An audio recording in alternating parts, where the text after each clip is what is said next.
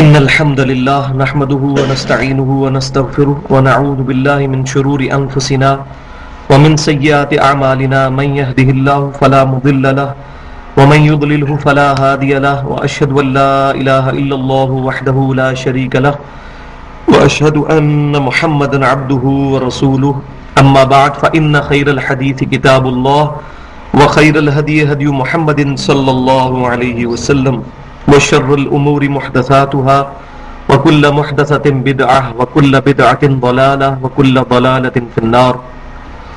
أعوذ بالله السميع العليم من الشيطان الرجيم من همزه ونفخه ونفثه. بسم الله الرحمن الرحيم. رب اشرح لي صدري ويسر لي أمري واحلل عقدة من لساني يفقهوا قولي. بسم الله الرحمن الرحيم. إن الله وملائكته يصلون على النبي يا أيها الذين آمنوا صلوا عليه وسلموا تسليما. اللهم صل على محمد وعلى آل محمد كما صليت على إبراهيم وعلى آل إبراهيم إنك حميد مجيد. اللهم بارك على محمد وعلى آل محمد كما باركت على إبراهيم وعلى آل إبراهيم إنك حميد مجيد. آج انشاءاللہ تعالی سورۃ البقرہ میں پارہ نمبر 2 کے اندر آیت نمبر 215 سے شروع کریں گے.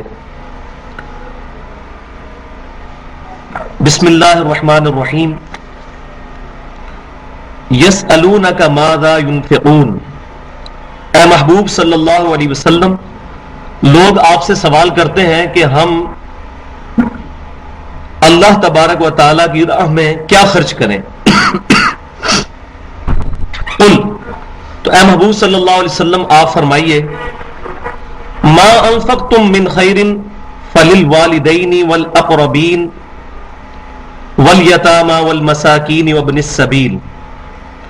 آپ ان سے ارشاد فرما دیجئے کہ جو کچھ بھی تم خرچ کرو اپنے مال میں، تو اس میں جو پرائورٹی لسٹ ہے کہ کن لوگوں پر خرچ کرنا ہے، پہلی چیز فللوالدین، تو اپنے ماں باپ کے اوپر خرچ کرو، والاقربین اور قریبی رشتہ داروں پر 2، تیسرے نمبر پر والیتامی اور جو یتیم لوگ ہیں، والمساکین اور جو مسکین ہیں، غریب لوگ ہیں، وابن السبیل اور وہ لوگ جو کہ مسافر ہیں. کیونکہ سفر کے اندر بعض اوقات ایسی کیٹاسٹرافک کنڈیشن آ جاتی ہے، کسی بندے کی جیب کٹ گئی یا کوئی ایسا معاملہ اس کے ساتھ ہو گیا، تو ان کی بھی مدد کیا کرو. تو یہ اللہ تبارک و تعالیٰ نے 5 بڑے بڑے مصرف بتائے ہیں. اپنی دولت خرچ کرنی ہے تو کس جو ہے وہ مد میں خرچ کرنی ہے. اپنے والدین کے اوپر ٹاپ پرائورٹی والدین، اس کے بعد اپنے قریبی رشتہ دار، اور قریبی رشتہ داروں میں سب سے پہلے بیوی بچے، اسی طریقے سے بعد میں بہن بھائی اور باقی رشتہ دار. تیسری چیز والیتامی اور جو یتیم لوگ ہیں جن کا کوئی بظاہر دنیا میں ایسا سرپرست موجود نہیں ہے کہ جو صحیح طریقے سے ان کی کفالت کر سکے، یا وہ ان کی فنانس جو ہے وہ مضبوط نہیں ہے، تو ان کی مدد کی جائے.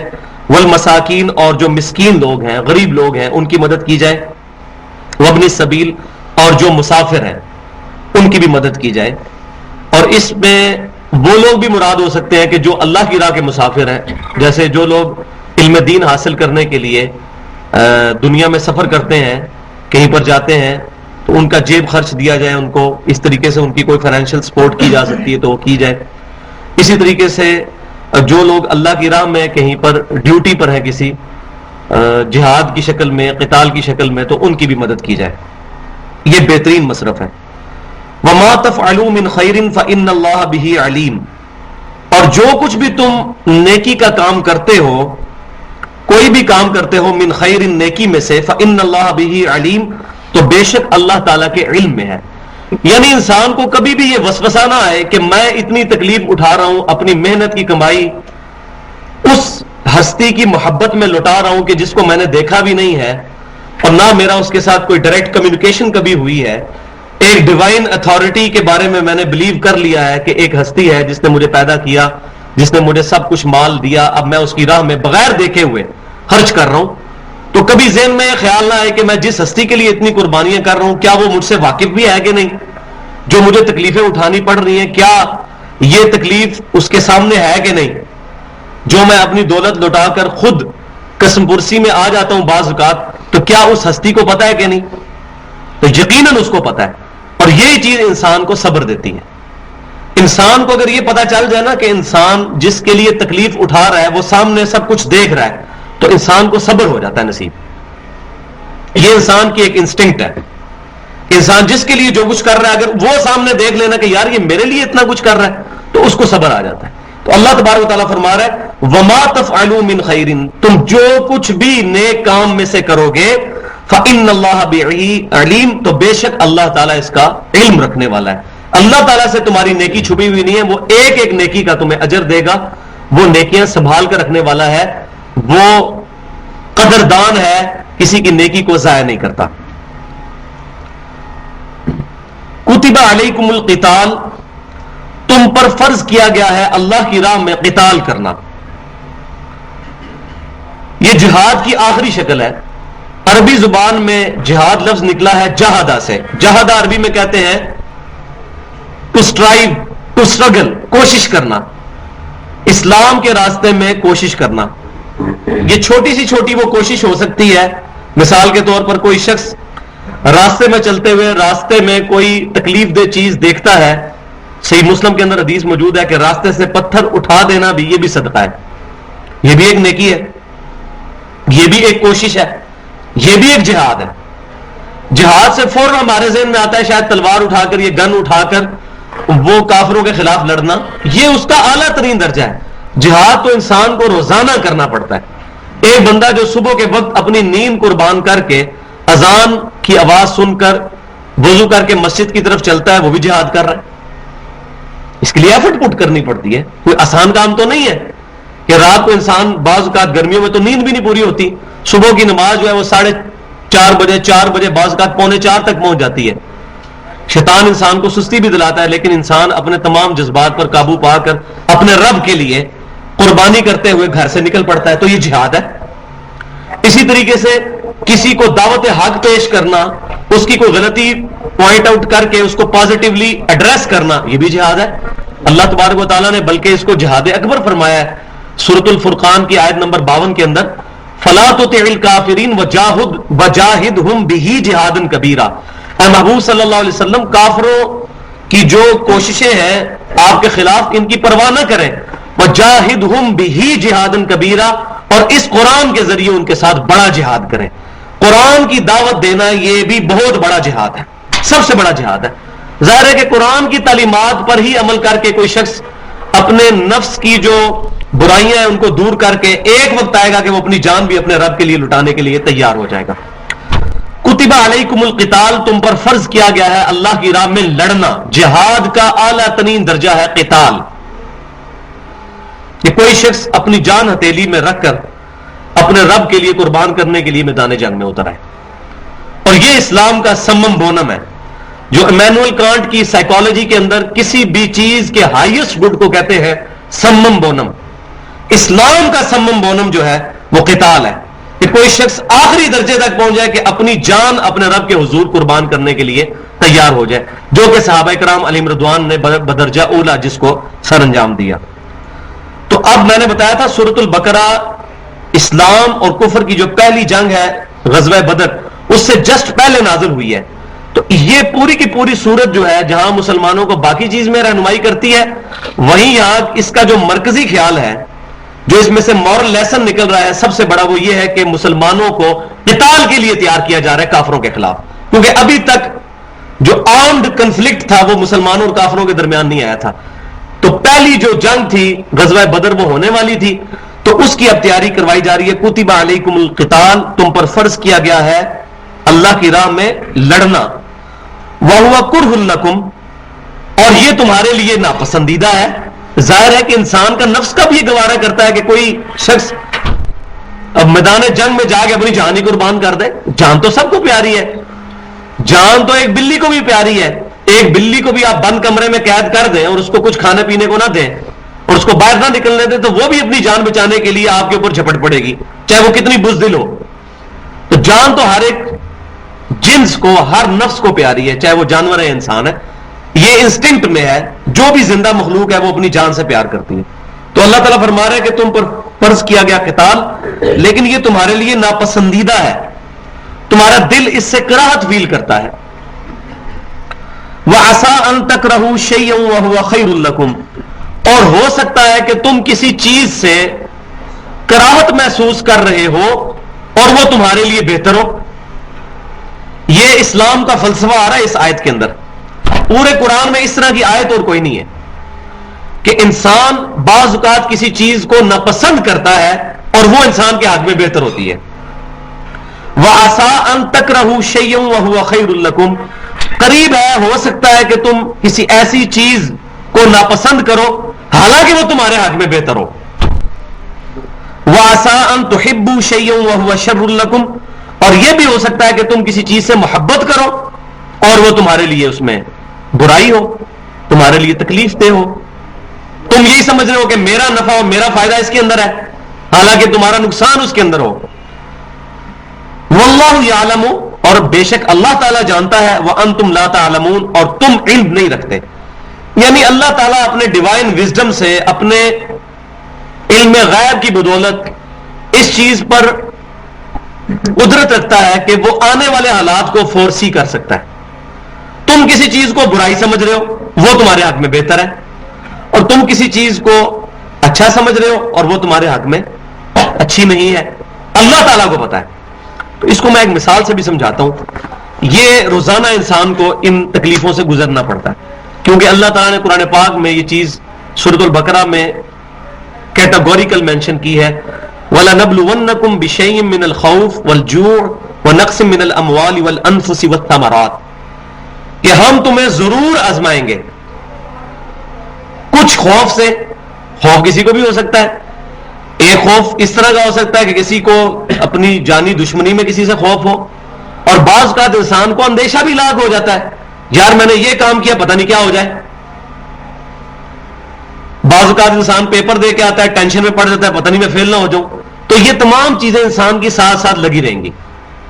سفر پہ نکلا یار راستے میں بارش نہ ہو جائے، تو ہم تمہیں ضرور آزمائیں گے خوف سے، تھوڑے سے خوف سے، اور کبھی کبھار بھوک سے، اور کبھی کبھی تمہارے مال اور جان میں نقصان سے بھی آزمائیں گے. تو انسان کی آزمائش مست ہے کیونکہ یہ اللہ تبارک و تعالیٰ نے زندگی اور موت کا نظام ہی اس لیے پیدا فرمایا تاکہ ہمیں جانچا جائے. وہ اللہ تعالیٰ نے سورۃ الملک کی آیت نمبر 2 میں ارشاد فرمایا الذی خلق الموت والحیات لیبلوکم ایکم احسن عملا، وہی ہے اللہ جس نے زندگی اور موت کو پیدا کیا تاکہ جانچے کہ تم میں سے کون اچھے اعمال کرتا ہے. تو بھائیو جانچ کے بغیر جنت نہیں ملنی، جانچ کے بغیر اللہ کی خوشنودی نہیں ملنی. جانچا جائے گا اور پھر اس میں وبشر الصابرین، صبر کرنے والوں کے لیے بشارت ہے. الذین اذا اصابتهم مصیبہ، جب کبھی بھی ان کو کوئی تکلیف پہنچتی ہے تو وہ ان کا فائنل جملہ، ان کا فائنل سلوگن یہ ہوتا ہے قالوا انا للہ وانا الیہ راجعون، کہ ہم خود بھی اللہ ہی کے لیے ہیں. اگر ہماری کسی چیز کا نقصان ہو گیا تو وہ بھی تو اللہ کی دی ہوئی تھی، ہم تو خود بھی انا للہ، ہم خود بھی اللہ کے لیے ہیں. وانا للہ وانا الیہ راجعون، اور ہم نے بھی لوٹ کر اپنے رب کے پاس جانا ہے. اگر ہمارے مال کا یا جان کا یا تکلیف ہو گئی، ہمیں کوئی ایسی تکلیف پہنچ گئی، کسی کی اولاد مر گئی، کسی کو مال میں کاروبار میں نقصان ہو گیا، تو یہ تمام چیزیں اللہ کی طرف جا رہی ہیں. ہمارا جو کچھ ہے وہ اللہ ہی کا دیا ہوا ہے، ہم نے بھی مر کر اپنے رب کے حضور پیش ہونا ہے، تو ہم نے خود بھی چلا جانا ہے. یہاں میں ایک چھوٹی سی مثال دیتا ہوں کہ سپوز کوئی پاکستان میں ایسا کاروباری شخص ہو جو اتنا بڑا بزنس کرتا ہے امریکہ کے اندر کہ اس کے کچھ دن امریکہ میں گزرتے ہیں، کچھ دن پاکستان میں، اور اب اس کو یہ پتا چلتا ہے کہ فلاں تاریخ کو فلاں ٹائم امریکہ میں میرے فلاں کلائنٹ کے ساتھ میٹنگ ہے، اور اس میٹنگ کے کامیاب ہونے پر مجھے $1 ارب کا فائدہ ہونے والا ہے اگر میرا کانٹریکٹ ہو جاتا ہے کاروبار میں. وہ شخص جہاز میں بکنگ کروا لیتا ہے. اب جہاز کی فلائٹ اگر چھوٹتی ہے تو وہ امریکہ نہیں پہنچ سکتا، اس کا کلائنٹ مس ہو جاتا ہے. اور اگر اس کو جہاز کی فلائٹ ملتی ہے تو قریب ہے کہ وہ شخص امریکہ میں پہنچ کر اس کلائنٹ کو سیٹسفائی کر کے اپنا گاہک بنا لے اور اس کو $1 ارب کا نقصان ہو جائے. اب وہ شخص ایئرپورٹ کی طرف جہلم سے ہی نکلتا ہے، سفر کرتے ہوئے اسلام آباد تک پہنچتا ہے. لیکن راستے میں ٹریفک بلاک ہوتی ہے اور وہ لیٹ ہو جاتا ہے ایئرپورٹ سے، اور جیسے ہی ایئرپورٹ پہ وہ پہنچتا ہے اس کو یہ خبر ملتی ہے کہ جو فلائٹ ہے تمہاری وہ مس ہو گئی ہے، اب اگلی فلائٹ تو کل جائے گی۔ آپ کا کیا خیال ہے جس کا $1 ارب کا فائدہ ہونے والا ہے، وہ شخص تو کہے گا کہ زندگی کی بدترین خبر ہے جو میں نے سنی ہے، کیونکہ میرا اتنا بڑا نقصان ہو گیا۔ اور بڑی وہ افسردگی کے عالم میں ایئرپورٹ سے واپس آتا ہے اور راستے میں ریڈیو لگاتا ہے جس میں خبر چل رہی ہوتی ہے کہ جو امریکہ کے لیے ابھی فلائٹ اڑی تھی وہ ایئر کریش ہو گیا۔ 5 منٹ پہلے وہ بندہ سٹیٹمنٹ دے رہا ہوگا کہ یار میرا نقصان، شاید ڈرائیور کو بھی کہہ رہا ہو یار دیکھو، شاید گالیاں بھی نکال رہا ہو، یار یہ کیا پاکستان کا نظام ہے، ٹریفک کا، میں لیٹ ہو گیا، میرا اتنا نقصان ہو گیا۔ اور 5 منٹ بعد جب وہ خبر سنے گا وہ کہے گا شکر ہے کہ میری فلائٹ جو ہے وہ چھوٹ گئی۔ وہی چیز جس کو 5 منٹ پہلے وہ سمجھ رہا تھا کہ میرے حق میں بہتر ہے، وہ اس کے حق میں بری تھی، وہ اللہ کی رحمت ہوئی کہ اس کی وہ فلائٹ چھوٹ گئی، لیکن اس کو بعد میں بات پتہ چلی۔ یہ ایک دنیا کی چھوٹی سی مثال سے اس بات کو سمجھ سکتے ہیں کہ انسان کی زندگی میں بعض اوقات ایسے واقعات ہوتے ہیں جو انسان وقتی طور پہ سمجھتا ہے کہ مجھے اس سے بہت بڑی تکلیف پہنچی ہے، حالانکہ وہ آنے والے وقت میں اس کے لیے بہتر ہوتی ہے۔ اور بعض اوقات انسان کے لیے کوئی اچھا عمل ہوتا ہے جو سمجھ رہا ہوتا ہے کہ مجھے یہ چیز مل جائے تو میرا فائدہ ہے، حالانکہ اس میں اس کا نقصان ہوتا ہے۔ میں آپ کو اپنی مثال دیتا ہوں، ہم نے کئی بار زمانہ جاہلیت میں رو رو کے دعا مانگی کہ یا اللہ ہم جس مکتبہ فکر کے ساتھ اٹیچ ہیں ہمیں اسی میں موت آ جائے۔ خانقاہ میں بھی جا کے دعا مانگی، شکر ہے اللہ نے دعا قبول نہیں کی، گمراہی کی موت مر جاتے۔ ظاہر ہے جو بندہ مسلمان مرنے کی بجائے، اسلام پر مرنے کی بجائے کسی فرقے کے لیے دعا کرتا ہے یا اللہ مجھے فلاں فرقے میں موت دے، تو اس سے بڑی تو کوئی بیوقوفی نہیں ہے، کیونکہ اللہ تعالیٰ نے قرآن پاک میں مینشن کیا یا ایھا الذین آمنوا اتقوا اللہ حق تقاتی، اے ایمان والو اللہ کا تقوی اختیار کرو جیسا کہ تقوی اختیار کرنے کا حق ہے، ولا تموتن الا وانتم مسلمون، اور دیکھنا تمہیں موت نہ آئے مگر اس حال میں کہ تم مسلمان ہونا۔ یہ نہ ہو قیامت والے دن پھر تم کہو ربما یود الذین کفروا لو کانوا مسلمین، قیامت والے دن لوگ خواہش کریں گے کافر کاش ہم دنیا میں مسلمان ہوتے۔ لیکن آج اس امت کے اوپر اتنی بڑی ایک آفت آ چکی شیطان کی طرف سے کہ ہم اپنے فرقوں کے نام کے ساتھ محبت محسوس کرتے ہیں، بلکہ مسجدوں کے باہر بھی فرقوں کے نام لکھے ہوتے ہیں، اور باہر مسجدوں کے باہر تو انڈیا کے شہروں کے نام لکھے ہوئے ہیں۔ اس سے بڑی کیا ہم پر آفت آ سکتی ہے؟ تو انسان بعض اوقات کسی چیز کو سمجھ رہا ہوتا ہے میرے حق میں بہتر ہے، حالانکہ اللہ کے ڈیوائن وزڈم میں وہ ہمارے حق میں بہتر نہیں ہوتی۔ لہذا انسان کو کوشش کرنی چاہیے اچھی چیز کے لیے، اس کا یہ مطلب نہیں کوشش ترک کر دے۔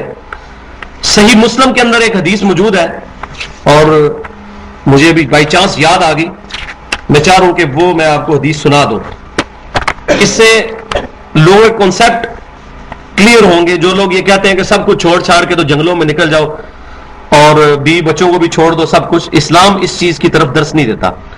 صحیح مسلم کے اندر کتاب القدر چیپٹر میں انٹرنیشنل نمبرنگ کے مطابق 6774 نمبر حدیث ہے، اور یہ اس ٹاپک پہ اس سے بیسٹ میں نے کوئی حدیث نہیں پڑھی۔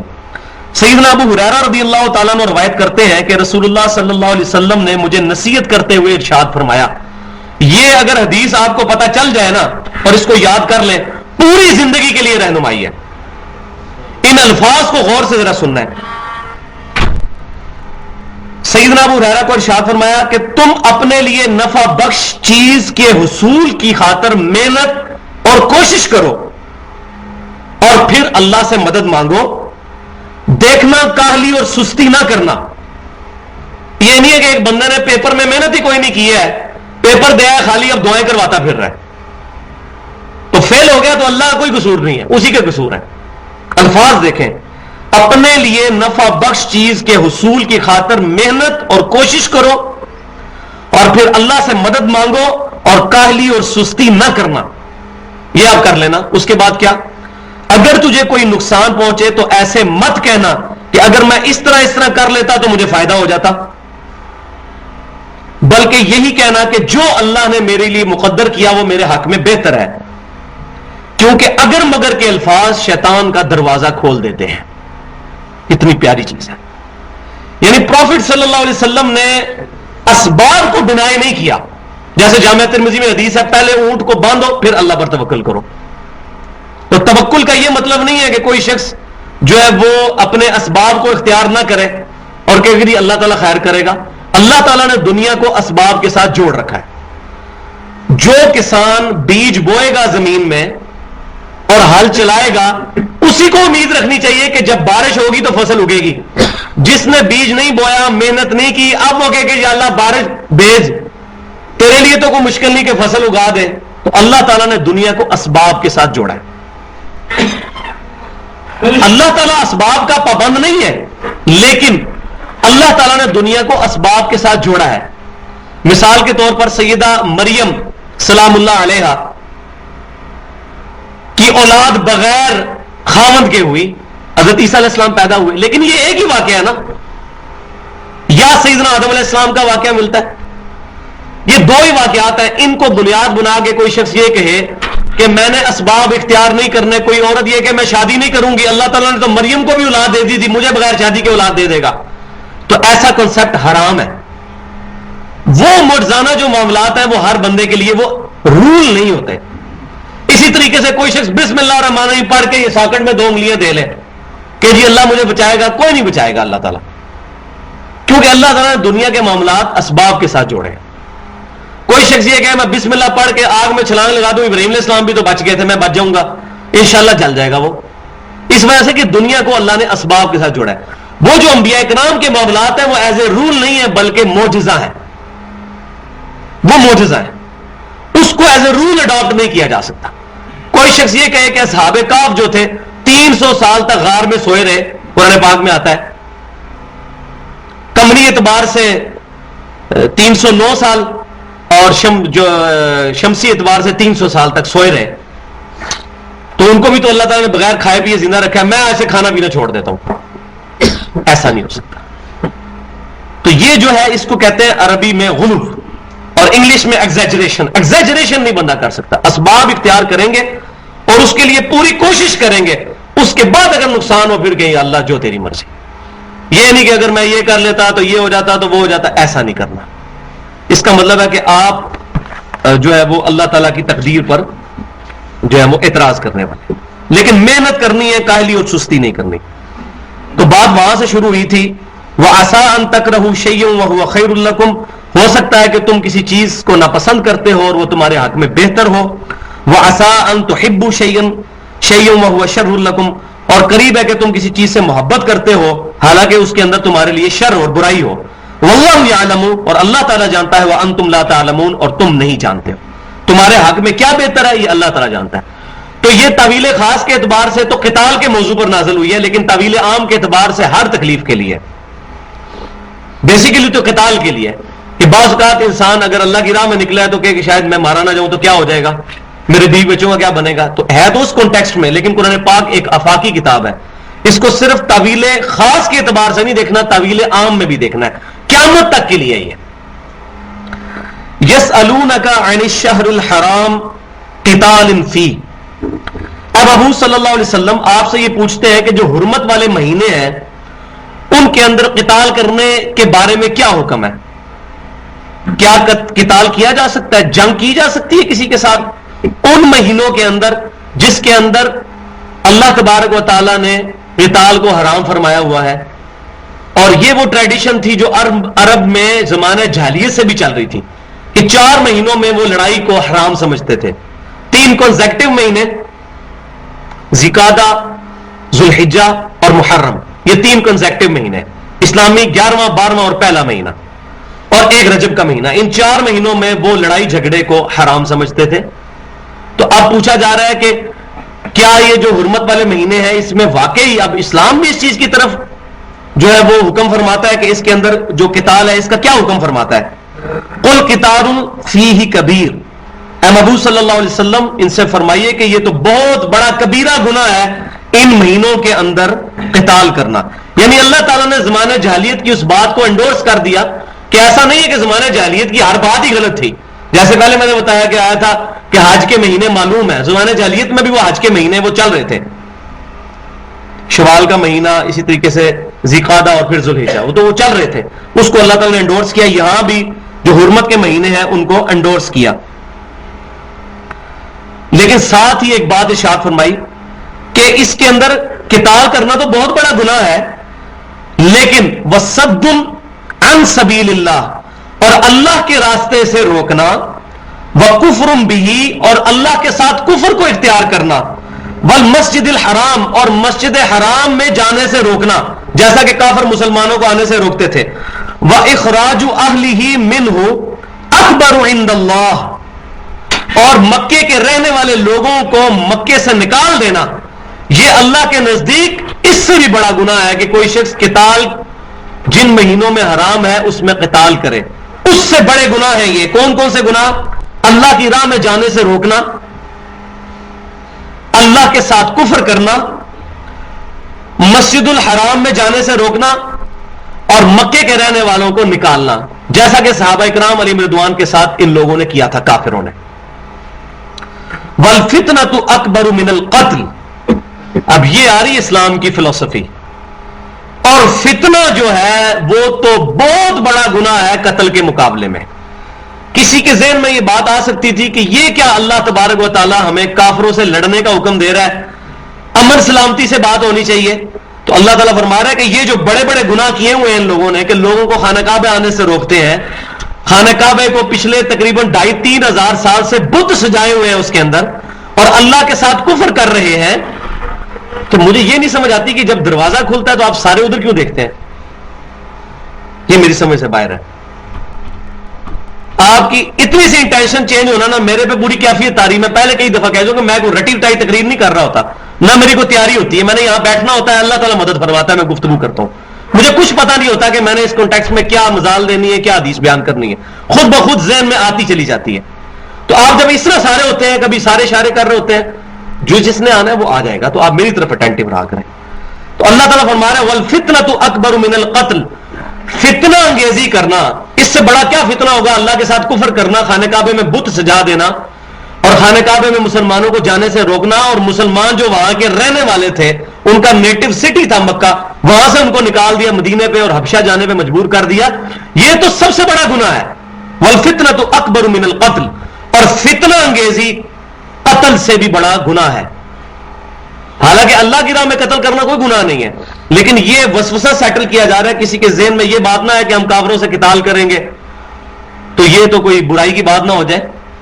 اور دوسرا یہ کہ جیسے تم یہ سمجھتے ہو کہ جو حرم والے مہینے ہیں جن کے اندر حرمت ہے قتال کرنے کی، اس میں تم قتال نہیں کرتے ہو کہ جی اللہ تعالیٰ کی طرف سے منع ہے، وہاں تو تم اس شریعت پہ تو عمل کر رہے ہو، اور دوسرا اس سے بڑے گناہ تم یہ کر رہے ہو کہ لوگوں کو خانہ کعبے میں آنے سے روک رہے ہو، اللہ کے ساتھ کفر کر رہے ہو، بت سجائے ہوئے ہیں خانہ کعبے کے اندر، اور لوگوں کو جو ہے وہ اپنے گھروں سے نکال رہے ہو، یہ بڑا فتنہ ہے۔ اور آج کی طویل عام کے اعتبار سے دیکھیں گے والفتنة اکبر من القتل، تو آج کا پورا معاشرہ فتنہ ہے۔ کہیں سود کا فتنہ ہے، کہیں بےایمانی کا فتنہ ہے، کہیں رشوت کا فتنہ ہے، کہیں بے حیائی کا فتنہ ہے، کہیں انٹرنیٹ کے ذریعے برائی پھیلنے کا فتنہ ہے، کہیں تعلیمی اداروں کے اندر اسلام کے خلاف پروپیگنڈا کرنے کا فتنہ ہے، کہیں میڈیا کے ذریعے اسلام کو ملائن کرنے کا فتنہ ہے۔ یہ سارے کے سارے فتنے یہ قتل سے بھی بڑے گناہ ہیں۔ کیوں کہ قتل سے تو اس بندے کی دنیا خراب ہوگی نا، کہ مر گیا جس بندے کو مارا گیا، لیکن جس کو ان برائیوں میں ڈال دیا اس کی دنیا تو برباد ہوئی، آخرت بھی خراب ہوگی۔ بے حیائی کا فتنہ بہت بڑا فتنہ ہے، حرام خوری کا فتنہ بہت بڑا فتنہ ہے، اسی طریقے سے فرقہ واریت کا فتنہ یہ بہت بڑا فتنہ ہے۔ اسلام میں فرقے بنانے کی بھائیوں کوئی اجازت نہیں ہے۔ ان الذین فرقوا دینہم وکانوا شیعا، بے شک جن لوگوں نے دین میں فرقے بنائے اور اپنے آپ کو گروہوں میں بانٹ لیا، لست منہم فی شیء، اے محبوب صلی اللہ علیہ وسلم آپ کا ان سے کوئی تعلق نہیں ہے، انما امرهم الی اللہ، ان کا معاملہ اللہ کے سپرد، ثم ینبئہم بما کانوا یفعلون، پھر اللہ تعالیٰ قیامت والے دن ان کو ان کے کرتوت بتا دے گا۔ تو فتنہ یہ بہت بڑا فتنہ ہے، فرقہ واریت کو پھیلانا اور فرقوں کی بنیاد پر مسلمانوں کو توڑنا، ایک دوسرے کو کافر اور مشرک کہنا جمعے کے خطبوں کے اندر، اور جو بندہ اس کے خلاف آواز اٹھائے اس کو کہتے ہیں کہ اس نے نیا فرقہ بنا لیا، یعنی الٹی گنگا بہ رہی ہے۔ جو بندہ کہہ رہا ہے برائی نہ کرو، اس کو کہنا یہ برائی کر رہا ہے۔ اور یہ نبی صلی اللہ علیہ وسلم نے فرمایا تھا قرب قیامت میں یہ معاملہ ہو جائے گا کہ جو اچھائی کا حکم دینا لوگ چھوڑ دیں گے، برائی کا حکم دیں گے اور اچھائی سے منع کریں گے. حالانکہ یہ آیات کوئی ہم نے تو نہیں قرآن میں ڈالی، جو میں نے پڑھی آیت، یہ قرآن میں آیت میں نے تو نہیں ڈالی. وَاعْتَصِمُوا بِحَبْلِ اللَّهِ جَمِيعًا وَلَا تَفَرَّقُوا، تم سب کے سب مل کر اللہ کی رسی کو مضبوطی سے تھام لو اور فرقہ واریت میں مت بٹو. بھائیو یہ اللہ ہمیں حکم دے رہا ہے کہ فرقوں سے بچنا ہے. ہم نے اپنی مسجدوں کے باہر فرقوں کے نام لکھے ہوئے ہیں. تو یہ بہت بڑا فتنہ ہے اس دور کا. وَلَا يَزَالُونَ يُقَاتِلُونَكُمْ حَتَّى يَرُدُّوكُمْ عَنْ دِينِكُمْ إِنِ اسْتَطَاعُوا. اب اللہ تعالیٰ فرما رہا ہے یہ تو ہمیشہ ہی تم سے لڑائی کرتے رہیں گے حتیٰ کہ یہ تمہیں اپنی پوری کوشش کر کے، ان کی کوشش ہوگی کہ تمہیں اپنے دین سے پھیر دیں. اس وقت تک کافر تو ہے تم سے لڑائی جھگڑا نہیں چھوڑیں گے. تو آج بھی جو بندہ حق آواز بلند کرتا ہے، اگر وہ یہ سمجھتا ہے کہ سارے کے سارے لوگ اس بات کو قبول کر لیں، نہیں. جب تک ایک مکتبہ فکر کی آواز اٹھانے والے بندے کو آپ قرآن حدیث دکھا دیں کہ تمہاری یہ چیزیں قرآن حدیث سے ٹکراتی ہیں، وہ اس وقت تک بات کو قبول نہیں کرے گا جب تک کہ آپ یہ اعلان نہ کر دیں کہ ہاں میں بھی تمہارے فرقے میں شامل ہوتا ہوں. وہ کہے گا جی ہوں ٹھیک ہوا نا جناب کام پہلے ہو تو پھر تھوڑی گل بنا گے. تو کافر بھی اس وقت تک مسلمانوں سے خوش نہیں ہوں گے جب تک کہ اپنے دین پر ان کو لینا ہے. لہذا ہمارے حکمران اگر یہ لاکھ کوشش کر لیں کہ امریکہ کو خوش کر لیں یا رشیا کو خوش کر لیں یا جو ہے فرانس کو خوش کر لیں، کسی طریقے سے نہیں.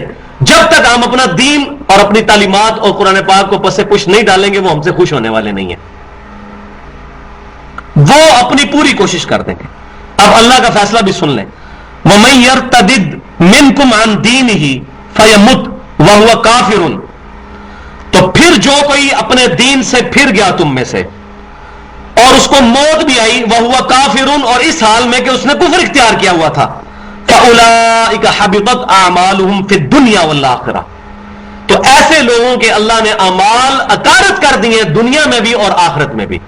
یعنی ان کے جتنے نیک اعمال تھے مسلمان ہونے کی زندگی میں وہ زیرو سے ملٹیپلائی ہو گیا. زیرو، جیسے میتھمیٹکس میں کسی چیز کو زیرو سے ضرب دے جواب زیرو آتا ہے. جس بندے نے ارتداد کیا، کفر اختیار کر لیا اسلام کے بعد، اس کے نامہ اعمال زیرو سے ضرب کھا گیا. اس کے نامہ اعمال میں اب کوئی نیکی نہیں رہے گی. وَأُولَئِكَ أَصْحَابُ النَّارِ هُمْ فِيهَا خَالِدُونَ، اور ایسے ہی لوگ دوزخی ہیں اور وہ ہمیشہ آگ میں رہنے والے ہیں. استغفر اللہ واتوب الیہ وَلِعَوْذُ بِاللَّهِ تَعَالَى. ان الذین آمنوا، اب دیکھیں قرآن پاک کا اسلوب ہے کہ جب برے لوگوں کا تذکرہ ہوتا ہے تو ساتھ ہی پھر نیک لوگوں کا بھی تذکرہ شروع ہو جاتا ہے. اسی کو کہا جاتا ہے، جس کو میں کہتا ہوں سائملٹینیس کنٹراسٹ، کہ جہاں اللہ تعالیٰ برے لوگوں کی مذمت کرتا ہے ساتھ ہی ساتھ نیک لوگوں کی تعریف بھی بیان کرتا ہے. وہ تعریف کیا بیان ہو رہی ہے؟ ان الذین آمنوا، بے شک جو لوگ ایمان لائے، والذین ہاجروا، اور جنہوں نے اللہ تعالیٰ کی راہ میں ہجرت کی، وجاہدوا فی سبیل اللہ، اور پھر اللہ تعالیٰ کی راہ میں پوری کوشش کی، کوشش تزکیہ نفس سے لے کر قتال تک. اولئک یرجون رحمت اللہ، یہی وہ لوگ ہیں جو اپنی رب کی رحمت کے امیدوار ہیں. بڑی کانٹے کی بات ہو رہی ہے، یہ سمجھنے والی بات ہے. اللہ تعالیٰ فرما رہا ہے میری رحمت کے اصل میں امیدوار، میری رحمت سے امید رکھنے والے اصل میں لوگ ہی وہ ہیں جو کیا کرتے ہیں؟ ایمان لاتے ہیں، اللہ کی راہ میں ہجرت کرتے ہیں اور اللہ کی راہ میں کوشش کرتے ہیں جہاں تک بند پڑے. یہ اصل میں اللہ کی رحمت کے امیدوار ہیں. لہذا اس سے اس فلسفے کی نفی ہو گئی کہ جو لوگ گناہ پر گناہ کرتے ہیں، نمازیں چھوڑتے ہیں، اپنے ماں باپ کی گستاخیاں کرتے ہیں، وہ کہتے ہیں اللہ تعالیٰ بخشنے والا ہے، جی اللہ کو بڑی امید ہے. تو اللہ تعالیٰ ہمارا یہ لوگ امید والے نہیں ہیں. امید والے کون ہیں؟ جو ایمان لے کر آتے ہیں، اس کے بعد اللہ کی راہ میں ہجرت کرتے ہیں. جب کبھی کوشش، کبھی ایسی صورتحال بنے کہ کسی علاقے میں دین کو پریکٹس کرنا مشکل ہو جائے تو وہ ہجرت کر جائیں کسی اور علاقے میں جہاں دین پر چلنا آسان ہو جائے. اور اسی طریقے سے اللہ کی راہ میں کوشش کرتے ہیں، اور کوشش کا وہ اعلیٰ ترین درجہ ان صلاتی و نسکی و محیای و مماتی للہ رب العالمین، بے شک میری نماز، میری قربانی، میرا جینا، میرا مرنا میرے اللہ کے لیے ہے جو کہ سب جہانوں کا پالنے والا ہے. اس طرح کی کوشش جو لوگ کرتے ہیں، اولئک یرجون رحمت اللہ، یہ ہے اللہ کی رحمت کے اصل امیدوار. باقی تو ڈمی امیدوار بنے ہوئے ہیں ووٹ لینے کے چکروں میں. اصل میں ووٹ کے حقدار یہ لوگ ہیں اللہ تبارک و تعالیٰ کی طرف سے, جس کی میں نے مثال سمجھائی کہ ایک بندے نے کھیت میں ہل نہیں چلایا, بیج نہیں بویا, اب وہ کہ یا اللہ بارش آئے فصل اگ جائے, اگے گی؟ بے وقوف ہے. وہ کام ہی وہ نہیں کر رہا کہ جس کے اوپر اللہ کی رحمت نے آنا ہے. اسی طریقے سے جو بندہ نیک اعمال نہیں کرتا, اللہ کی اور اس کے محبوب صلی اللہ علیہ وسلم کی اطاعت نہیں کرتا, وہ اللہ کی رحمت کا امیدوار ہی نہیں ہے. یہ اس کی بس منہ کی کلام ہے. ہاں جو کوشش کرتا ہے پھر اس سے کوئی سستی بیچ میں ہو جاتی ہے, اللہ معاف کرنے والا ہے. لیکن جو بندہ گناہ ہی اس نیت میں کرے کہ چلو میں پھر معافی مانگ لوں گا, چلو اے ہوں تے کرو نا پھر معافی مانگ لوں گا, تو توبۃ نصوحا تو نہیں آیا. یا ایھا الذین آمنوا توبوا الی اللہ توبۃ نصوحا, اے ایمان والو اللہ کی طرف ایسی توبہ کرو کہ آئندہ کے لیے نصیحت ہو جائے. وہ کیسے ہوتی ہے؟ کوئی شخص گورنمنٹ کی کسی رول کی خلاف ورزی کرتا ہے اور اس کو چوک میں کھڑے کر کے اس کی قمیض اتار کے اس کی پیٹھ پر مرغا بنا کر 10 چھتر مارے جائیں سینکڑوں لوگوں کے سامنے, اس کو آئندہ کے لیے نصیحت نہیں ہو جائے گی؟ ہو جائے گی. اب چونکہ دنیا کے اندر سزائیں ہے کوئی نہیں ہے, اللہ تعالیٰ نے معاملہ آخرت میں رکھا ہوا ہے, اس لیے ہمیں یقین نہیں آتا کہ ہم کسی غیر محرم عورت کی طرف دیکھیں گے تو ہماری آنکھوں کو عذاب دیا جائے گا قیامت والے دن. صحیح بخاری کے اندر حدیث ہے کہ ہاتھ بھی زنا کرتے ہیں, کان بھی زنا کرتے ہیں, آنکھیں بھی زنا کرتی ہیں, پاؤں بھی زنا کرتے ہیں, شرمگاہ تو اس کی تصدیق کرتی ہے. تو جب انسان کو یہ یقین ہی نہیں ہوگا آخرت کا کہ انسان کی اکاؤنٹیبلٹی ہے, کبھی بھی اس کا قبلہ درست نہیں ہو سکتا. اسی لیے اللہ تعالیٰ نے آخرت کے بارے میں سورۃ البقرہ کے شروع میں وَبِالْآخِرَةِ هُمْ يُوقِنُونَ فرمایا ہے, یؤمنون نہیں فرمایا. آخرت پر یقین رکھتے ہیں. آخرت کا یقین ہوگا تبھی انسان کا قبلہ درست رہے گا, ورنہ تو جناب کسی کا دماغ خراب ہے کہ پورا دن پھلوں کی ریڑھی لگا کر تو دیہڑی 500 کی بنا کے جائے اور اس کا دن کا خرچہ پورا نہیں ہوتا, صرف رزق حلال کمانے کی وجہ سے رات کو ڈاکے مار کے آرام کیوں نہ کمائے. تو کون سا موٹیو ہے کہ جو اس کو موٹیویشن دیتا ہے کہ اس نے جو ہے تخریب کاری نہیں کرنی, حرام خوری نہیں کرنی, بےمانی نہیں کرنی؟ وہ تقویٰ ہے. تقویٰ کیا ہے؟ اللہ کا خوف, اللہ سے بچنے کی امید کہ میں نے اگر یہ کام کیا تو اللہ کی گرفت نہ میرے پر آ جائے. دنیا میں یا آخرت میں تو آنی ہے, بعض کا دنیا میں بھی آ جاتی ہے. تو اللہ تعالیٰ فرما رہا ہے یہ لوگ رب کی رحمت کے امیدوار ہیں جو ایمان لاتے ہیں, اللہ کی راہ میں ہجرت کرتے ہیں, اللہ کی راہ میں کوشش کرتے ہیں. اولئک یرجون رحمت اللہ, یہ وہ لوگ ہیں جو اللہ کی رحمت کے امیدوار ہیں. اب ویسے انشاءاللہ کہتے رہے, یہ دیکھ لیں ٹی وی پہ کئی بات ہے, انشاءاللہ میری نئی فلم جو ہے ریلیز ہونے والی ہے, بس نیا والیوم انشاءاللہ میرا آنے والا ہے, انشاءاللہ کا لفظ اس میں بول رہے ہوتے ہیں. تو یہ اللہ کی رحمت کے امیدوار ہیں. آپ کیا سمجھتے ہیں برائی کے کام کے ساتھ انشاءاللہ کر لیں تو وہ حلال ہو جائے گا؟ انشاءاللہ بس یہ کرنے والے ہیں ہم. انشاءاللہ میرا فلاں جو ہے وہ اب گانا ریلیز ہونے والا ہے, انشاءاللہ میں جو ہے وہ اگلے مہینے جو ہے فلاں فلم میں کام کرنے والا ہوں, انشاءاللہ ساتھ بول رہے ہوتے ہیں. استغفر اللہ واتوب الیہ. تو وہ اللہ کی رحمت کے امیدوار نہیں. اولئک یرجون رحمت اللہ, یہ نیک لوگ جو ہیں جو اللہ کی راہ میں کوشش کرتے ہیں, پھر اس کے بعد اللہ کی مرضی اس کو کسی سے غلطی ہو جائے, واللہ غفور رحیم, تو اللہ تعالیٰ معاف کرنے والا, رحم فرمانے والا ہے. تو میں بتاتا ہوں جب بھی آیت کنکلوڈ ہوتی ہے نا تو یہ جو صفات آتی ہیں یہ بڑی انٹلیکچوئل ان کی پوزیشن ہوتی ہے. واللہ غفور رحیم, اللہ تعالیٰ معاف کرنے والا, رحم فرمانے والا ہے. کن پر؟ جو اپنی پوری کوشش کر لیتے ہیں, پھر ان سے کوئی غلطی ہوئی تو اللہ معاف کرنے والا ہے. لیکن جس نے کوشش ہی کوئی نہیں کی ہے, سرکشی کی ہے, وہ نہ اللہ تعالیٰ پر امید رکھے.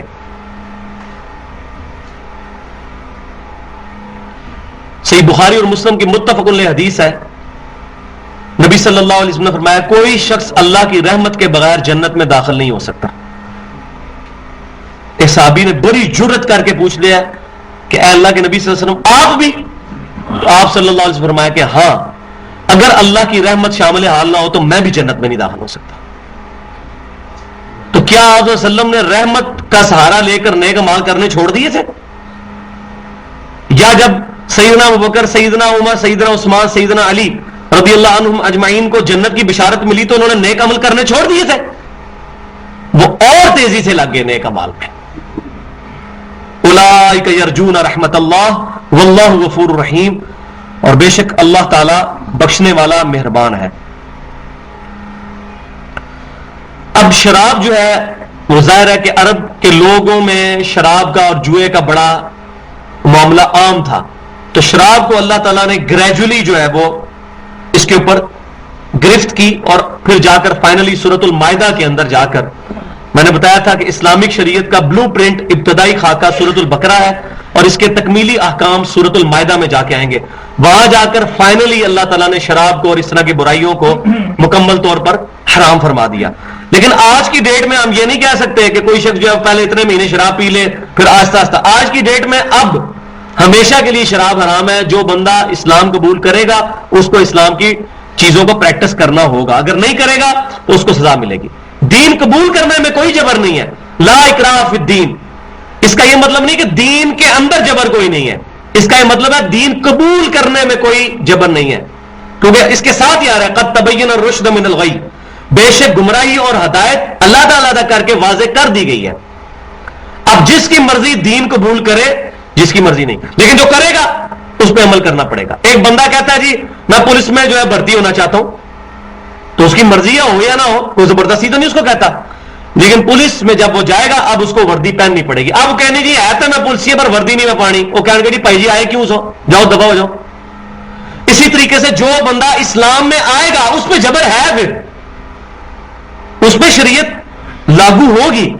لا اکراہ فی الدین کا مطلب ہے کہ کسی یہودی اور عیسائی پہ یہ جبر نہیں کیا جائے گا کہ وہ اسلام قبول کرے، لیکن جو اسلام کے اندر آ گیا اس پہ جبر ہے، اس نے اسلام کو پریکٹس کرنا ہے۔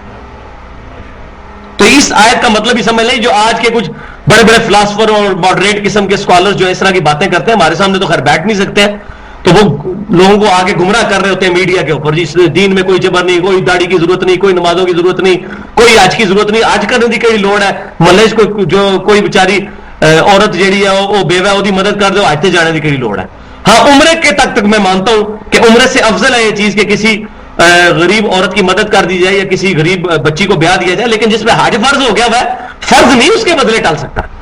اے جی قربانی کرنے کی کیڑی ضرورت ہے، یہی پیسہ بندہ کسی غریب نو دے دے، قربانی تو اللہ کی طرف سے سنت موقع ہے مسلمانوں کے اوپر، اور بعض علماء اس کو واجب کے درجے تک لے کے جاتے ہیں، کیونکہ وہ بڑی سخت حدیث ہے، وہ صحیح حدیث ہے کہ نبی صلی اللہ علیہ وسلم فرمایا کہ جو شخص قربانی نہیں کرتا وہ ہماری عیدگاہوں سے بھی دور رہے۔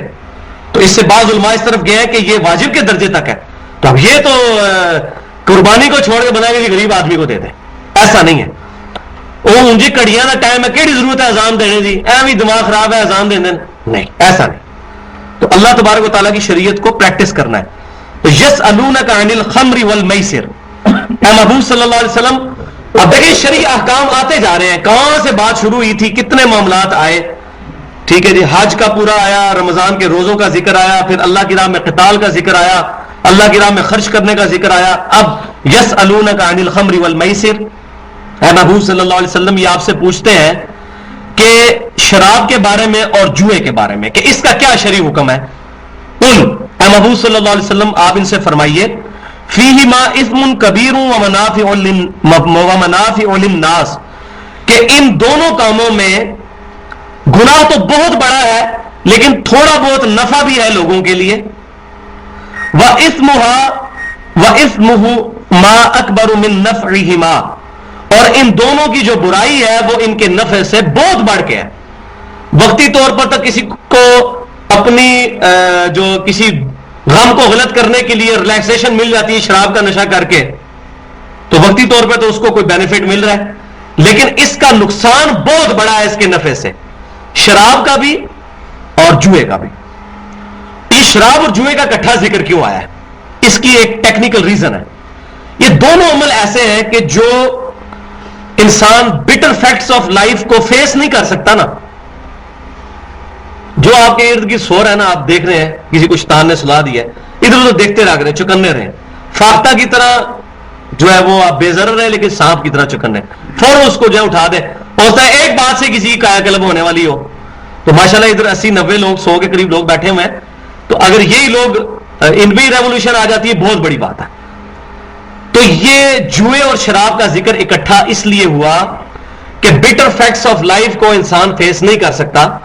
ظاہر ہے کہ اب محنت کرنی ہے، پورا دن ریڑھی لگانی ہے یا دن کو مزدوری کرنی ہے، اور اس طریقے سے حلال طریقے سے رزق کمانا ہے اور صحیح طریقے سے دنیا کے کام سے انجام دینے ہیں، کسی کو دھوکہ نہیں دینا، یہ بڑا مشکل کام ہے. دودھ میں پانی نہیں ملانا، یہ بہت مشکل کام ہے. اس کے ساتھ اپنے ساتھ آپ سے لڑنا پڑتا ہے. مسجد کے چندے میں جو مولوی نے چوری نہیں کرنی، یہ بہت مشکل کام ہے. اس کا خرچہ نہیں پورا ہوا، وہ بھی سمجھے گا جی دیکھو جی جدوں بندے دی زندگی موت کا مسئلہ بن جائے تو پھر تے سور بھی کھا سکتے ہو، میں کیا ہوگا، یہ چندے ہی توڑے نا. تو اپنے آپ کو تو سیٹسفائی وہ کرے گا. اسی طریقے سے کوئی بندہ کسی کی ملازمت کرتا ہے دکان کے اوپر، وہ اپنے مالک کے کوئی چندے میں سے چیز نکال لیتا ہے، وہ تو یہ سمجھے گا جی کہ میری تو تنخواہ ہی پہلی کام رکھی ہوئی ہے، اس نے خرچے ہی پورے نہیں ہوتے، کیا کریے. تو ہر بندہ اپنے آپ کو سیٹسفائی کرنے کی کوشش کرے گا. ایون یہ لوگ جو یہ برے کام کرنے والی عورتیں ہوتی ہیں جو کہ زنا کے اڈے چلا رہی ہیں، یہ بھی جمعرات کے جمعرات ختم دلواتی ہیں، دیکھے بانٹتی ہیں، کیونکہ ان کے دماغ میں بھی کہیں ہے چلو کوئی نیکی تو کر لیں گے، ہمارے گناہ کہیں سے ٹل جائے. یہ آگے جا کے آئے گا، اللہ تعالیٰ ماتا ہے کہ ان لوگوں کی نیکیوں کی طرف ہم بڑھیں گے اور ان کو بکھرا ہوا غبار کر دیں گے. اللہ کے نزدیک کوئی وقت نہیں ہوگی ان کی نیکیوں کی، حرام کے مال سے جو چیزیں اللہ کی راہ میں خرچ کی گئی ہیں، وَلِعَاذُ بِاللَّهِ تعالیٰ. تو جو بندہ بیٹر فیکٹس آف لائف کو فیس نہیں کر سکتا، وہ کہتا ہے اب شراب پی کے غم غلط کرو، ٹھیک ہے، یا جوئے سے راتوں رات امیر ہو جاؤ. یہ دونوں کی ایک ہی مینٹالٹی ہے. اس لیے اس کا اکٹھا ذکر ہوا. تم سے پوچھتے ہیں محبوب صلی اللہ علیہ وسلم شراب اور جوئے کے بارے میں، آپ فرمائیں کہ اس کے اندر بہت بڑا گناہ ہے اور چند فائدے کی بات بھی ہے. ہو سکتا ہے کسی کا داغ لگ جائے تو وقتی طور پہ اس کو فائدہ ہو جائے، لیکن ہو سکتا ہے کئی ہم نے دیکھے ہیں وقتی طور پہ فائدہ ہوا، 4-5 دن گزرے یا 8-10 دن گزرے، بچے کو کینسر ہو گیا، سارا پیسہ اس پہ لگ گیا. کتنے لوگ ہیں جو مجھے آگے ملے ہیں جی ہم نے جتنے زندگی میں آرام کھایا تھا، پولیس کے لوگ ملے آگے، انہوں نے بتایا جی اتنا آرام کھایا تھا، دل کی بیماری لگ گئی، اس سے ڈبل پیسے لگا چکے ہیں. تو پیسے نکل جاتے ہیں. وہ اللہ تبارک تعالیٰ اکثر اوقات دنیا میں ہی بدلہ دے دیتا ہے اور آخرت کا عذاب بھی باقی ہے. وَيَسْأَلُونَكَ مَاذَا يُنْفِقُونَ. تو ابھی یہاں پر صرف اتنا ہی کہہ دیا اشارتاً کہ اس کی برائی بہت بڑی ہے، اشارتاً لوگوں کو سمجھا دیا، لوگ خود ہی چھوڑ دیں گے. لیکن پھر آخری حکم نازل ہوا سورۃ المائدہ کے اندر، اس کے اندر اللہ نے فرمایا باہر آتے ہو کہ نہیں، یہ الفاظ ہے. پھر لوگوں نے دیکھا، بخاری مسلم اٹھا کے دیکھیں کہ مدینے کی گلیوں میں شراب بہی. لوگوں نے پھر ذرا بھی نہیں ویٹ کیا کہ نہیں اللہ تعالیٰ کی طرف سے اب کیٹاگوریکلی مینشن ہو گیا. وَيَسْأَلُونَكَ مَاذَا يُنْفِقُونَ. اور اے محبوب صلی اللہ علیہ وسلم آپ سے یہ پوچھتے ہیں کہ ہم کیا خرچ کریں، کیسے خرچ کر سکتے ہیں، کتنا خرچ کر سکتے ہیں اللہ تبارک و تعالیٰ کی راہ میں. قُلِ الْعَفْوَ. تو فرمایا کہ جتنا ضرورت سے زائد ہے وہ سب کا سب اللہ کی راہ میں دے ڈالو. لیکن یہ آیت جو ہے یہ منسوخ ہے اس سینس میں کہ یہ ابتدائے اسلام کے اندر جب مسلمانوں پر بڑا کڑا وقت تھا، اس وقت کسی مسلمان کو دولت جوڑنے کی اجازت نہیں تھی. لیکن جب زکوٰۃ کا حکم نازل ہوا، زکوٰۃ کے احکام نازل ہوئے، تو اب مسلمانوں کو اجازت ہے کہ وہ مال چھوڑ جو ہے وہ جمع کر سکتے ہیں. لیکن جس مسلمان کے پاس 85 گرام گولڈ، 7.5 تولے سونا یا اس کی مالیت موجود ہو، کیونکہ پیسہ بھی ہمارا جو ہے وہ بھی سونے کے ایکویلنٹ ہوتا ہے. آپ کے نوٹ کے اوپر بھی لکھا ہوتا ہے حامل اعضاء کو مطالبہ پر ادا کرے گا، یعنی جس کے پاس یہ نوٹ ہوگا اگر وہ اسٹیٹ بینک کو دے تو اس نوٹ کے بدلے اتنا سونا اسٹیٹ بینک دے گا آپ کو. تو ہماری کرنسی نوٹ جو ہے یہ سونے کے ایکویلنٹ ہے، لہذا سونے کا نصاب اس پہ لگے گا. 85 گرام آف گولڈ جس بندے کے پاس ہے یا اتنی مالیت موجود ہے تو وہ شخص ہر سال اپنی رقم کا 40واں حصہ، جتنی بھی رقم بانی ہے ڈیوائیڈڈ بائی 40، یہ 2.5% جس کو کہتے ہیں اللہ کی راہ میں خرچ کرے گا. لیکن یہ معاملہ بعد میں آیا. شروع میں تو یہی حکم تھا کہ جو کچھ اللہ کی راہ میں ہے وہ خرچ کر دیں. اور آج بھی جو شخص تقوی کا اعلیٰ ترین درجہ حاصل کرنا چاہتا ہے تو یہ کرے. نبی صلی اللہ علیہ وسلم نے کبھی زکوٰۃ نہیں دی زندگی میں، کیونکہ آپ علیہ وسلم نے کبھی بھی اتنا مال جوڑا ہی نہیں ہے کہ سال اس پہ گزرے. نبی صلی اللہ علیہ وسلم نے سیدہ عائشہ سے فرمایا کہ عائشہ احد پہاڑ کے برابر سونا ہو میرے پاس تو میں یہ گوارا نہیں کروں گا کہ 3 دن گزر جائیں اور میں سب کا سب اللہ تبارک و تعالیٰ کی راہ میں خرچ نہ کروں. خرچ کر دوں گا سب کا سب. سیدہ عائشہ رضی اللہ تعالیٰ عنہ کے بارے میں آتا ہے اتنا اتنا ان کو مال غنیمت میں ملتا تھا وہ خرچ کر دیتی تھی. صحیح مسلم میں آتا ہے عبداللہ بن زبیر آپ سے ناراض ہو گئے تھے کہ میں خالہ کو جتنا بھی پیسہ دیتا ہوں سب کے سب اللہ کی راہ میں خرچ کر دیتی ہیں. تو یہ اعلیٰ ترین درجہ ہے. لیکن اس سے کوئی یہ نہ سمجھ لے کہ مال جوڑنا حرام ہے. اگر زکوٰۃ دے تو جوڑا بھی جا سکتا ہے. قل العفو. تم فرماؤ کہ جو ضرورت سے زائد ہے وہ اللہ کی راہ میں دے دو. كذلك يبين الله لكم الآيات لعلكم تتفكرون. بالکل اس طریقے سے اللہ تبارک و تعالیٰ اپنی آیات کھول کھول کر تمہارے لیے بیان کرتا ہے تاکہ تم اس پر غور و فکر کرو. یعنی اللہ تبارک و تعالیٰ ایک ایک چیز کو ان ڈیٹیل ان ڈیپتھ پوری پوری حکمت کے ساتھ بیان کر رہا ہے. پھر دنیا والآخرہ، دنیا اور آخرت میں، یعنی دنیا اور آخرت کے کاموں کے اندر اللہ تبارک و تعالیٰ کی راہ میں جو کچھ بھی تم خرچ کرتے ہو، اللہ تبارک و تعالیٰ دنیا اور آخرت کے معاملات تمہارے لیے کھولتا ہے، اور جو کچھ تم دنیا اور آخرت کے لیے اللہ تبارک و تعالیٰ کی راہ میں خرچ کرتے ہو، اللہ تبارک و تعالیٰ اس کا اجر دینے والا ہے. تو یہ دنیا میں بھی جو انسان خرچ کرتا ہے، بعض اوقات کوئی شخص یہ سمجھتا ہے کہ میں نے جو ہے وہ کوئی فلاحی کام میں پیسے دے دیے، پتہ نہیں اس کا اجر ہے. نہیں، جو بظاہر دنیاوی کام بھی نظر آ رہے ہوں، کسی گلی کو پکا کروا دینا، کسی گلی کے نکڑ پر کوئی نل لگوا دینا، اسی طریقے سے کوئی فلاحی کام بھی کرنا، یہ زکوٰۃ کے مصرف آئیں گے. آخر میں ایک مصرف آئے گا جو فی سبیل اللہ، اللہ کی راہ میں کوئی بھی چیز خرچ کی جائے وہ اللہ تبارک و تعالیٰ اس کا اجر دینے والا ہے. وَيَسْأَلُونَكَ عَنِ الْيَتَامَى، اے محبوب صلی اللہ علیہ وسلم اب آپ سے پوچھتے ہیں یتیموں کے بارے میں. اب یتیموں کے بارے میں صحابہ کرام علیہم رضوان پوچھتے تھے کہ بتائیں کہ آپ یتیموں کے ساتھ ہم کس طریقے سے اچھا سلوک کریں. اور بعض اوقات وہ آگے جا کے آئے گا کہ کسی یتیم کی یہ صورتحال ہے کہ اس کا باپ بہت مال چھوڑ کر مرا ہے، اور یہ خدشہ ہے کہ اس مال پر کوئی اور قابض نہ ہو جائے، تو کسی دوسرے بندے نے سرپرستی اس کی شروع کر دی، تو ظاہر ہے وہ یتیم کو کھلاتا پلاتا بھی ہے، تو اس کے مال میں سے بھی لے سکتا ہے کہ نہیں اتنا کہ جس سے وہ اس کی کفالت کا ایکویلنٹ بن جائے. تو وہ معروف طریقے پہ وہ بھی جائز ہے. وہ آگے سورۃ النساء جو ہے وہ اس کا تقریباً 50% انہی سوشل ایشوز کے ٹاپکس کے اوپر ہے کہ کس طرح یتیموں کے ساتھ، یتیم لڑکیوں کے ساتھ خصوصاً کیسے بہیو کرنا، یہ تمام ڈیٹیلز آئیں گی. قل اصلاح لہم خیر، تو فرمایا جا رہا ہے محبوب صلی اللہ علیہ وسلم ان سے فرماؤ کہ ان کی بھلائی چاہنا تمہارے لیے بہتر ہے. وَإِن تُخَالِطُوهُمْ فَإِخْوَانُكُمْ، اور اگر تم ان کے ساتھ مل کر رہتے ہو، ان کے ساتھ مل کر کوئی کاروبار کرنا پڑتا ہے، کوئی معاملہ کرنا پڑتا ہے، تو یہ تمہارے بھائی ہیں، تم ان کے ساتھ صحیح طریقے سے بہیو کرو.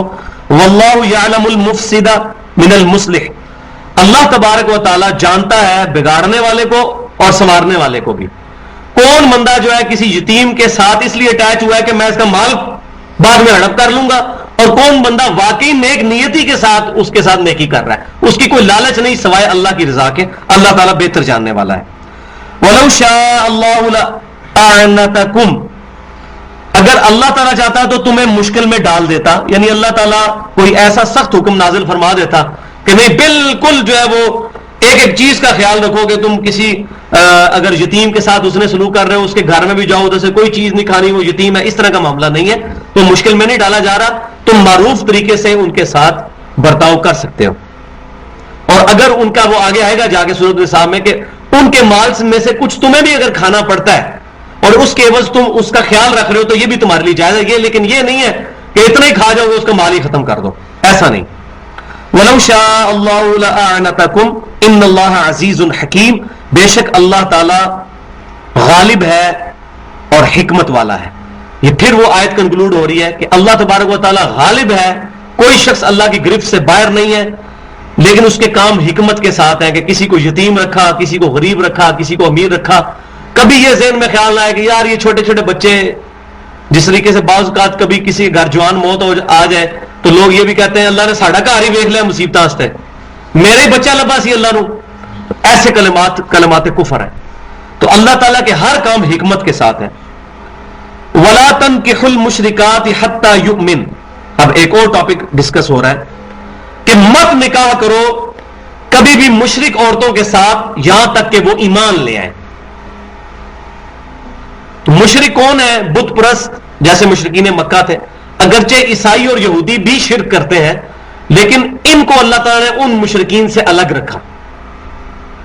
ان کا شرک اس لیول کا نہیں ہے کیونکہ اللہ تبارک و تعالیٰ کو مانتے تو ہیں، نبیوں کے ماننے والے تو ہیں، اگرچہ کافر ہیں، مشرک ہیں، لیکن وہ کیٹاگوریکل ڈینائی کرتے تھے جو بت پرست تھے. لہذا اللہ تعالیٰ نے سورۃ المائدہ میں اہل کتاب کی عورتوں کے ساتھ نکاح کرنے کی اجازت دے دی. مسلمان مرد اہل کتاب عورت کے ساتھ کر سکتا ہے، اہل کتاب مرد مسلمان عورت کے ساتھ نہیں کر سکتا، تو وہ اجازت دے دی. اس سے یہ بھی پتا چلا کہ ہمیں بھی مسلمانوں کے اندر اور کافروں میں فرق کرنا چاہیے. اب کتنے لوگ ہیں وہ جمعے کے خطبوں میں جب جوش میں آتے ہیں کہتے ہیں نہیں بریلوی مشرک نے انہاں نالوں تے مشرکین مکہ چنگے سن. استغفر اللہ واتوب الیہ. شیعہ نالوں تے مشرکین مکہ چنگے سن, انہاں وہابیاں نالوں تے فلانے چنگے سن, انہاں فلانے دیوبندیاں نالوں فلانے چنگے سن. یہ کتنا ظلم ہے کہ ایک اہل قبلہ ہے, اہل کلمہ ہے, اہل قرآن ہے, اور نبی صلی اللہ علیہ وسلم کو ماننے والا امتی ہے, قرآن کو مانتا ہے, سنت کو مانتا ہے, صحیح حدیث کو مانتا ہے, اس کو کہنا یہ مشرکین مکہ سے, ان سے تو مشرکین مکہ بہتر تھے. استغفر اللہ واتوب الیہ. تو یہ فرقے کی محبت انسان کو یہاں تک پہنچاتی ہے کہ کسی کلمہ گو اہل قبلہ پر فتوے لگانے, کافر ہے, مشرک ہے, گستاخ رسول ہے. اہل سنت یہ نہیں کرتے. اہل سنت کا, مسلمانوں کا یہ منہج ہے کہ کسی کی غلطی پوائنٹ آؤٹ کر دی جائے, باقی اس کا معاملہ اللہ پر چھوڑا جائے. کسی کلمہ گو اہل قبلہ کو مشرک اور کافر نہیں کہنا, اس لیے کہ بخاری اور مسلم کی حدیث ہے جب کسی مسلمان نے کسی دوسرے کو کہا کافر تو دونوں میں سے ایک کافر ہو گیا. یا تو وہ جو کافر تھا وہ کافر, یا پھر جس نے غلط کہا کفر اس کی طرف لوٹ آئے گا. تو یہ بڑی احتیاط ہے. ہمیں کوئی اجازت نہیں ہے کہ ہم اہل قبلہ اور جو قرآن کے ماننے والے, ختم نبوت کے ماننے والے لوگ ہیں, ان کو برملا, کافر اور مشرک اور گستاخ رسول کہنا شروع کر دیں. ہاں ان کی غلطیاں پوائنٹ آؤٹ کر سکتے ہیں. تو اللہ تعالیٰ بھی فرق کر رہا ہے مشرک میں اور اہل کتاب مشرک میں. عیسیٰ علیہ السلام کو اللہ کا بیٹا ماننا شرک ہے. کیتھولک جو کہتے ہیں اور پروٹیسٹنٹ کہتے ہیں کہ عیسیٰ علیہ السلام ہی اللہ ہے, یہ بھی شرک ہے. لیکن اللہ نے بھی مشرکین مکہ میں اور اہل کتاب میں فرق کیا. یہاں مشرک کے بارے میں آ رہا ہے کہ مشرک عورتوں کے ساتھ نکاح نہ کرو یہاں تک کہ وہ ایمان لے آئیں. وَلَا أَمَةٌ مُؤْمِنَةٌ خَيْرٌ مِّن مُشْرِكَةٍ, اور بے شک مسلمان لونڈی تمہارے لیے بہتر ہے مشرک آزاد عورت سے. کوئی غلام, کوئی لونڈی مل جاتی ہے اس کو آزاد کر کے اس سے نکاح کر لو, لیکن ہو مومن, وہ بہتر ہے ایک مشرک عورت سے. وَلَوْ أَعْجَبَتْكُمْ, اگرچہ وہ تمہیں تعجب میں ڈال دے, یعنی اس کا حسن تمہیں متاثر کر دے مشرک کا, لیکن وہ اس عورت سے ایک اللہ کی باندھی, اللہ کی کنیز بہتر ہے, اس کو آزاد کر کے تم جو ہے وہ اس سے نکاح کر لو. اللہ کے نزدیک تو قدر جو ہے وہ تو ایمان کی ہے, نور ایمان کی.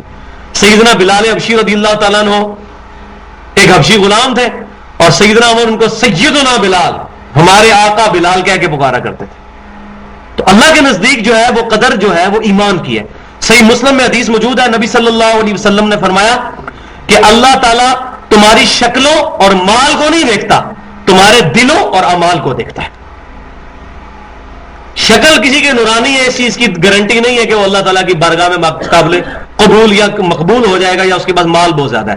اعمال ہو اور دل اس کا اللہ کے لیے دھڑکتا ہو, اللہ اس کے محبوب صلی اللہ علیہ وسلم کی محبت کے ساتھ ان کی اتباع کرتا ہو. وَلَا عَبْدٌ مُؤْمِنٌ خَيْرٌ مِّن مُشْرِكٍ, اسی طرح عورتوں کو کہا جا رہا ہے کہ مومن مرد جو غلام ہے وہ تمہارے لیے زیادہ بہتر ہے آزاد مشرک مرد سے. وَلَوْ أَعْجَبَكُمْ, اگرچہ وہ تمہیں پسند بھی آ جائے. أُولَٰئِكَ يَدْعُونَ إِلَى النَّارِ, اور یہ لوگ تو تمہیں بلاتے ہیں آگ کی طرف, دوزخ کی طرف, یہ مشرک. وَاللَّهُ يَدْعُو إِلَى الْجَنَّةِ, اور اللہ تعالیٰ تمہیں بلا رہا ہے جنت کی طرف. اللہ سے بڑھ کر کون ہمدرد ہے. والمغفرت بإذنی, اور اپنی توفیق کے ساتھ, اپنے اذن کے ساتھ اپنی مغفرت کی طرف بلاتا ہے. وَيُبَيِّنُ آیَاتِهِ لِلنَّاسِ لَعَلَّهُمْ يَتَذَكَّرُونَ, اور اللہ تعالیٰ اپنی آیات کھول کھول کر لوگوں کے لیے بیان کر رہا ہے تاکہ وہ نصیحت حاصل کریں. دیکھیں اللہ تبارک و تعالیٰ کتنا ہمدرد ہے, اللہ سے بڑھ کر کوئی ہمدرد نہیں انسان کو. اور اس مخلوق میں امام کائنات, سید الاولین والآخرین, شفیع المذنبین, رحمت للعالمین, سیدنا و مولانا امام اعظم محمد رسول اللہ صلی اللہ علیہ وسلم سے بڑھ کر ہمارا کوئی خیر خواہ نہیں. بخاری اور مسلم کی متفق علیہ حدیث ہے کہ تمہاری اور میری مثال اس طرح ہے جیسے پروانے آگ پر گرتے ہیں اپنے آپ کو جلانے کے لیے. تم بھی دوزخ کی آگ کی طرف بڑھتے ہو, اور میں تمہارے کمر بند سے پکڑ پکڑ کے تمہیں جنت کی طرف لے کے جاتا ہوں. حریص علیکم بالمؤمنین رؤوف الرحیم, نبی صلی اللہ علیہ وسلم مومنوں کے لیے حرص کرنے والے ہیں, اور ان کے لیے رؤوف بھی ہیں, رحیم بھی ہیں. الحمدللہ. تو ہمارے لیے جو ہے ہماری خوش نصیبی کہ ہم دو کریم, دو رحیم اور دو رؤوف ذاتیں, اللہ تبارک و تعالیٰ اپنی ذات کے اعتبار سے اور اللہ تعالیٰ کی عطا سے محبوب صلی اللہ علیہ وسلم رؤوف الرحیم, الحمدللہ ان کی ہمدردیاں ہمارے ساتھ ہیں، ان کی تعلیمات ہمارے پاس موجود ہیں. اللہ تعالیٰ سے دعا ہے جو کچھ میں نے حق بات کی ہمارے دلوں میں راسخ فرمائے، کوئی غلط بات میرے منہ سے نکل گئی ہمارے دلوں سے محو کر دے. قرآن و سنت کی تعلیمات کو ہمیں مشعل راہ بنانے کی توفیق عطا فرمائے. محفل سے اٹھنے کی دعا ہے. سبحانک اللہم و بحمدک اشہد ان لا الہ الا انت استغفرک و اتوب الیک.